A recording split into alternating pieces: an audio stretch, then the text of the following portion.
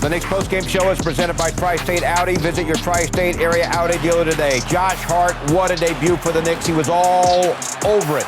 To R.J. Barrett for three. The Knicks pull away down the stretch. Julius Randle, another great game at 31.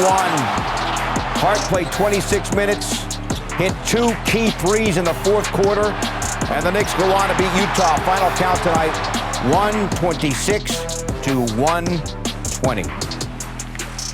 Great to have you with us from our Delta MSG studios. Bill Pito along with Alan Hahn. Wally Zerbiak will be by shortly. It always seems, Alan, like when you watch this Knicks team this year, it comes down to the final moments. It was 109 all with about 4 minutes to go, and the Knicks outscored Utah by 6 the rest of the way. Yeah, it showed a lot of heart, didn't they? We're going to do a lot of that, it seems. There's no doubt about it. That's too obvious. At 4:30 this afternoon, Josh Hart posted on social media a photo of his jersey, his number 3 jersey, and said, "I'm a blanking Knick," with an exclamation point. By 9:30 tonight, he was officially a Knick. It's like a long-lost family member showed up. It's exactly the kind of player that fits into this culture. The extra efforts, those offensive rebounds that he chased down, a lot of 50-50 balls that in the past the Knicks have struggled with, he was getting in this game.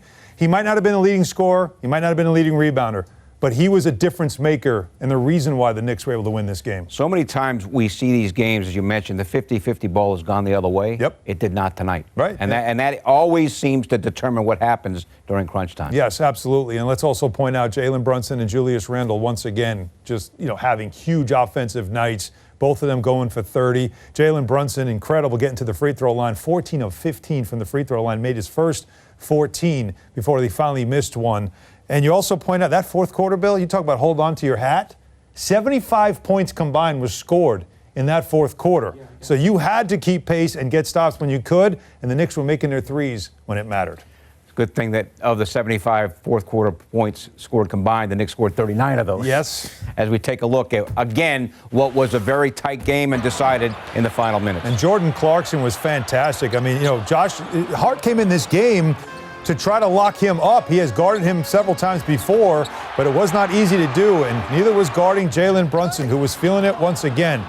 The board work, what the Knicks had to do, there's Josh Hart. Every time it seemed like they needed an offensive rebound or needed to chase down, Hart got it, and that's a corner three from R.J. Barrett, and then Randle adds another three, and it's a 6-point lead. Suddenly it's a 6-0 run, but this guy, Lauri Markkanen, quiet all game, but come fourth quarter, dominant. How about this finish by Randle over that 7-footer after 7-footer they were throwing at you? Big finish, and here's Hart with the three. Knocks it down, 9-point lead, and yeah, little John Starks, pat the chest. Where do you play? I'm in New York. Hart said this afternoon he hopes it's a long-term home for him. He's bounced around a bit, really happy to be a Knick, and he showed why as the Knicks win 126-118. Note the rebounding edge. Despite the Utah size, the Knicks outboarded the Jazz 52-38, and the Knicks did well in transition with 18 points on the fast break. Normally they average only 11 points per game on the fast break. We're now joined by Julius Randle. Hey, Julius, congrats on the win. These games seem to come down to the fourth quarter every single night, and this time, tonight, you guys got the better of it, scoring 39 fourth quarter points. What was the key? Just our execution. Got into pick and rolls with who we wanted, and, just executed off of what they were doing defensively. So, and then, on our defensive end, got some key rebounds. Josh came up big. Obviously, he had 2 big threes. But, getting in there and getting those rebounds was huge as well. Yeah, those are huge rebounds, big plays, obviously, and not easy against a team like this, the Jazz. We don't obviously see them a lot. You've only seen them twice, but how tough is it? They got 3 7-footers out there. Just talk about just that challenge. Yeah, they obviously bring a lot of length on the court. Skill, they all can shoot the ball. And, rim protection with Kessler. So, it's a challenge, but, you got to get them moving, get bodies moving so we can open up lanes and drive and kick. And that's certainly what you guys did. All right, so you mentioned Josh Hart. You did play with him with the Lakers. What did you see from him in his Garden debut? Amazing. He won us the game. Being in the right place on the offensive end, making timely threes, timely rebounds, and then taking that defensive matchup. We're trying to slow JC down, Jordan Clarkson, and making everything tough for him. So he was really big for us tonight. Julius, thank you so much. We always appreciate you joining us. Congrats, and we'll see you on Monday night. Yes, sir. Thank you, guys. Wally Zerbiak now joins us. Helped call the game tonight on the MSG Radio Network. What do you think?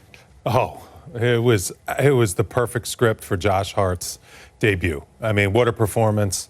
You know, we were wondering how it was going to affect the rotation. The answer was answered right away. You know, unfortunately, Deuce McBride, who's put in all the work and really played well when he's gotten his opportunity, isn't going to be in the rotation. But I think you can really see what Josh Hart brings to the table. I mean, he is just a winner. He's a heart and soul type guy. He's a perfect complementary player to Jalen Brunson and Julius Randle. He's going to fill in all those gaps. And the way he attacks the basketball when it's up there on the board, holy smokes. I mean, he goes after every loose ball. He got every loose ball. 5 steals to go on top with that. I mean, what a performance. 4 steals, excuse me. I mean, he was just outstanding. And he's just a basketball player. He doesn't even know the offense, doesn't even know the coach. You know, he knows a couple of his teammates because he used to play with them in the past. But that's what ballers do. They just go out there, they put on a show, they just play on instinct.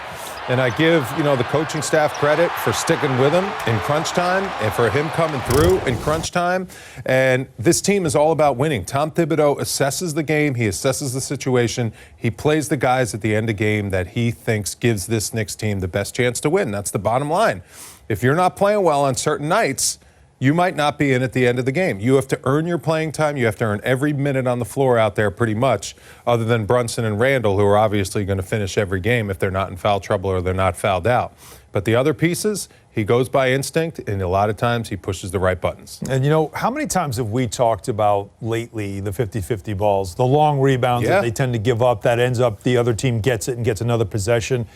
Did it feel to you in the building like Hart got to almost every one of those when they needed him most? Well, it was a second half. It was a tie game. Knicks hit a 3 off an execution offensively. Then the next possession got to stop. Offensive rebound 3, offensive rebound, Barrett in the corner 3. That was the game. 9 quick points, 3 quick threes, 2 of them off offensive rebounds, 1 by Josh Hart and 1 by Isaiah Hartenstein. And those are just extra possessions that are backbreaking to other teams. And to your point, the Knicks have lost games because they've gotten stops but haven't gotten the rebound.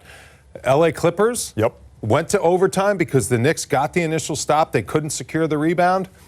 3, go to overtime, and the Knicks lose the game. So having a guy like Josh Hart out there to get all those loose balls, he's got a knack for the ball, and he's got a knack for winning.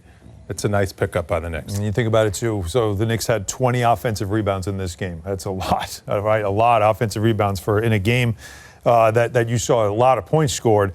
24 second chance points off those extra possessions. So those are huge numbers, and that's Tom Thibodeau always preaches that. You're not going to shoot the ball well, get the rebound. And that's a big part of what he brings to this team. Randle and Brunson, by the way, the first pair of Knicks to go back-to-back with at least 30 points in a game since 1987 when Patrick Ewing and Gerald Wilkins. Oh, yeah. Gerald Wilkins and Ewing did it back in 87. All right.